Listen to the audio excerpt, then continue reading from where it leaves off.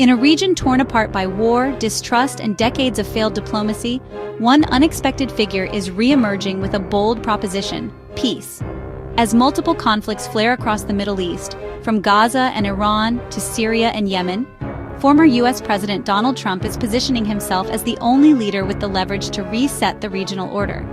But can his unconventional style and deal-making instincts break a cycle that has outlasted presidents, peace envoys, and entire governments? In this Pulse News special analysis, we examine whether Trump's three-pronged approach could be the key to a radically rebalanced Middle East. The Middle East is on fire, but is there a way out? From U.S. airstrikes on Iran to the ongoing humanitarian catastrophe in Gaza, the Middle East is once again spiraling into chaos. Israel continues its military offensive. Iran faces relentless attacks. The Houthis, Hezbollah, and Syrian factions are active. And the death toll is staggering. Over 50,000 Palestinians reported dead. So the question stands. How many wars are being fought at once, and does anyone actually have a plan to stop them? One surprising name keeps coming up: Donald Trump. Yes, the same former president who is often seen as reckless now finds himself being pitched, by some analysts, as the only person with enough leverage to push the region toward peace.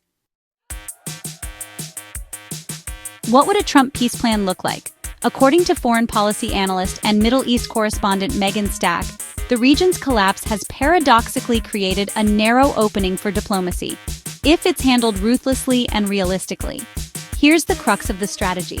Trump could tie together three high-stakes deals involving Israel, Iran, the Palestinians, and Saudi Arabia, not in isolation, but as one interconnected package. Deal 1 is all about ending the U.S.-Iran standoff.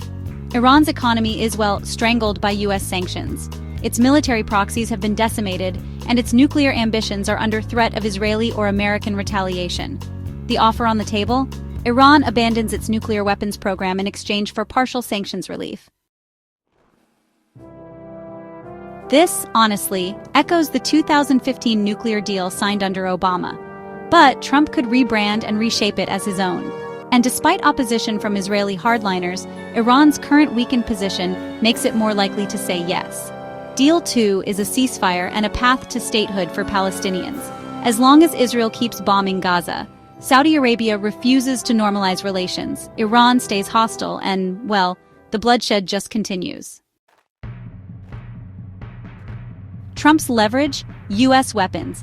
He could make future arms deliveries conditional on a ceasefire, and Israel entering real negotiations toward a two-state solution. It's tough love, but Stack argues it's long overdue, and it could give Israel a path out of its growing international isolation.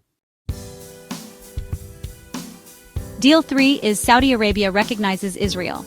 Now, Saudi Arabia has two main demands. First, a path to Palestinian statehood.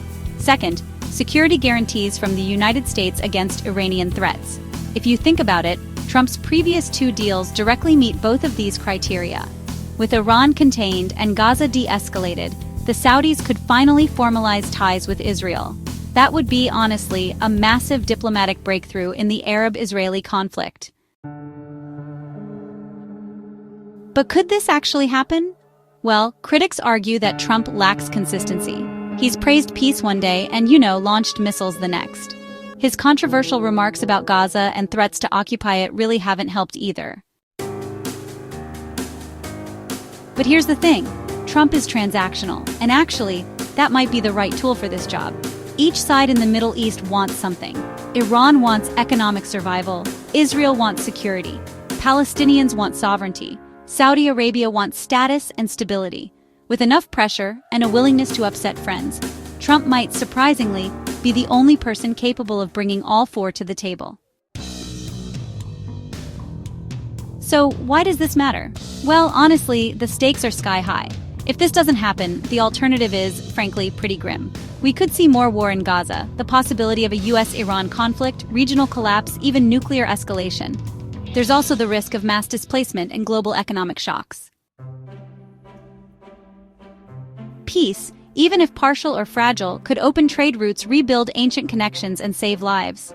As Megan Stack puts it, imagine traveling from Tel Aviv to Tehran or Haifa to Beirut, legally, peacefully. So, could Trump win the Nobel Peace Prize? Surprisingly, some say yes. If Trump can pull off these deals, not only would he reshape the Middle East, but he'd also deliver the kind of comprehensive peace process that past administrations failed to even attempt. Does he deserve the Nobel Peace Prize? That depends on your politics. But if this plan breaks the cycle of violence, he just might earn it. The Middle East is at a critical tipping point. With the right pressure, clear incentives, and bold diplomacy, a breakthrough is still possible. But the window is narrow.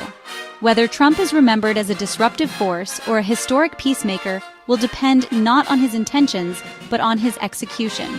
At Pulse News, we'll continue tracking these developments, because in a region where every decision can trigger war or peace, clarity matters more than ever.